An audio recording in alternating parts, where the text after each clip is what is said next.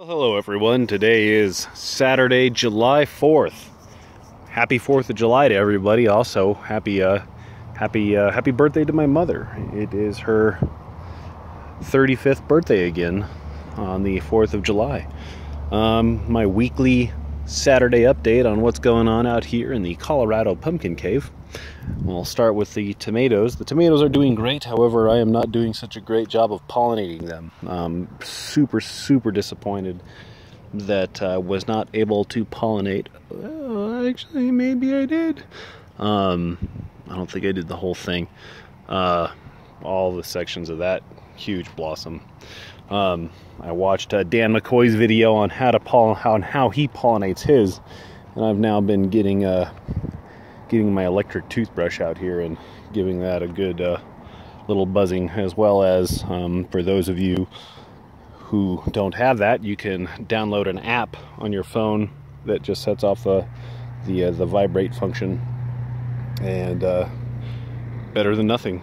So let's show you what's going on. So the patch as a whole, I have pollinated all three pumpkins that I've had that have not culled. This one is the 1700 Barren. I pollinated this on July 1st with the 1947 and a half Clements. It's growing. Hopefully it doesn't abort. It's pretty hot. It's going to be in the 90s for the next few days. Then Monday it's supposed to cool down until 70 degrees, and that'll be the high of, low 70s. Go over here. This plant I pollinated today. This is the 1947 and a half Clements, which I pollinated with the 1916 pound Barren plant.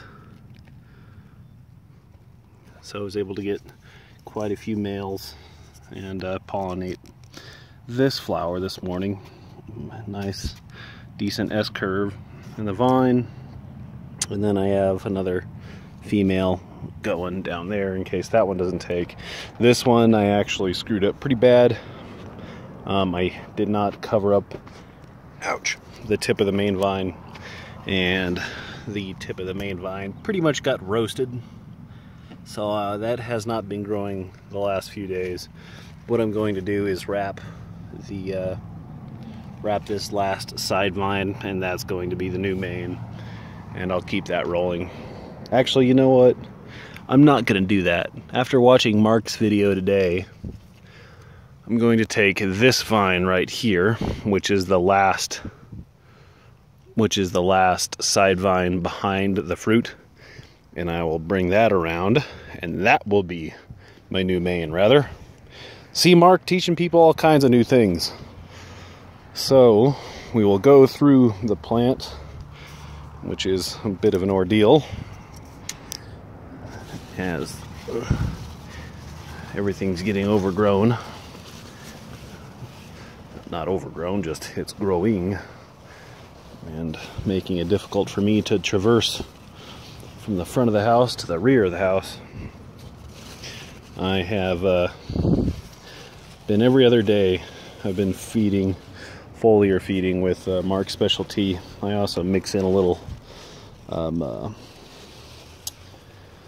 fish emulsion, just for a little bit of nitrogen in there, a little extra nitrogen, because I want these leaves a little bit greener. I think they're pretty green, but they could be a little greener, but pretty green. For my first try, not so bad.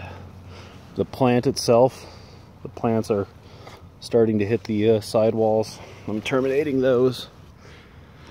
The 1900 Barren. So my pumpkin cave is about 25 feet wide. The sides are hitting over there. It's about 3 feet from hitting there.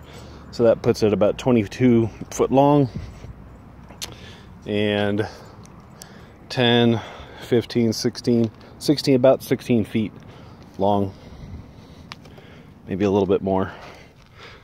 Take my cover off.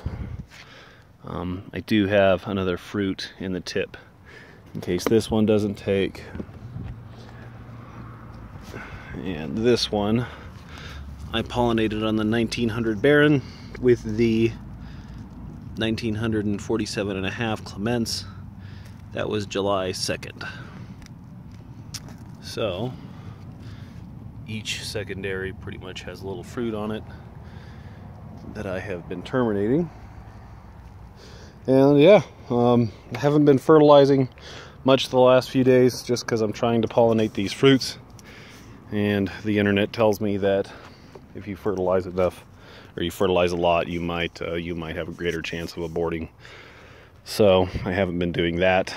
I'm going to take you over to the tomatoes and the gourds here in a second, but just a panorama of the pumpkin plants as a whole.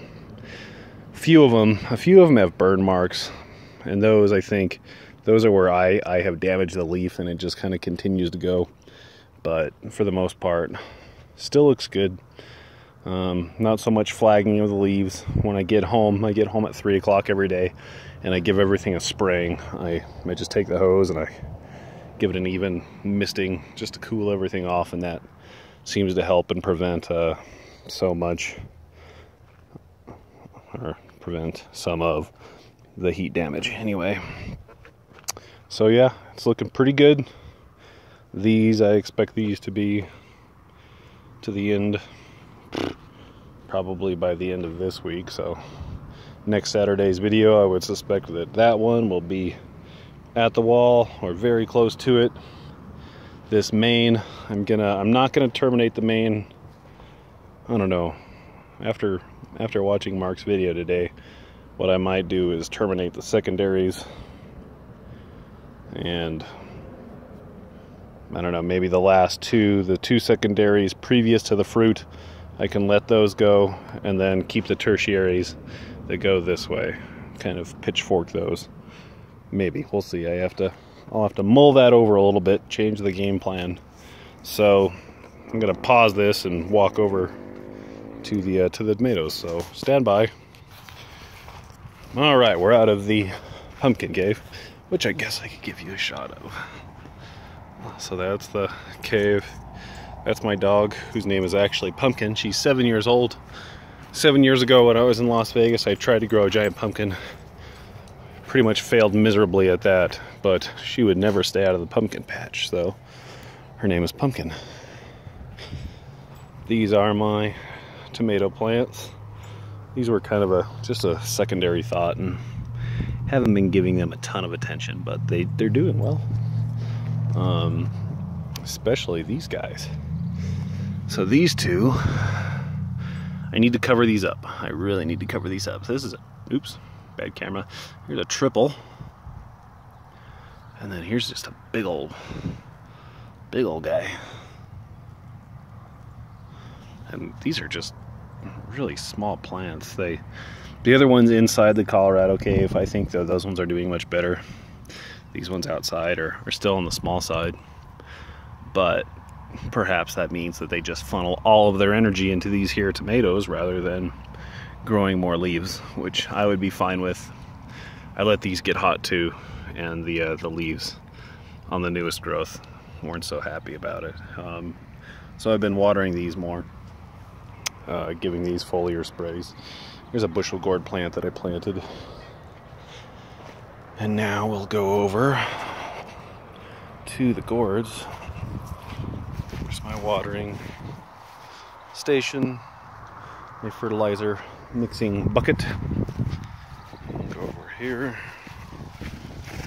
Jeez. So over here is kind of, I planted a little bit of everything. I planted a cantaloupe plant that the rabbits really like eating, sunflower, a yellow watermelon, a bushel gourd, and then these are 5 hanging gourd plants. There's 2 long gourds, 2 giant bottle gourds, and then a dipper gourd. And these have really taken off in the last week. All these plants had really bad hail damage, and every time they would start to go, they just stopped because they got clobbered by hail. So the first of the long gourds is finally starting to crawl upward The second plant is starting to crawl upward, and these are probably gaining a foot in height a day on my trellis. That's about 12 to 15 feet tall. Yeah, so that is this Saturday's update. Hope everybody has a wonderful 4th of July, and I will talk to you next Saturday, and hopefully I'll know if all of my pumpkins have taken. Hopefully those don't abort, and I'll be on my way to a pumpkin of some notable size. Talk to you guys next week. Happy 4th.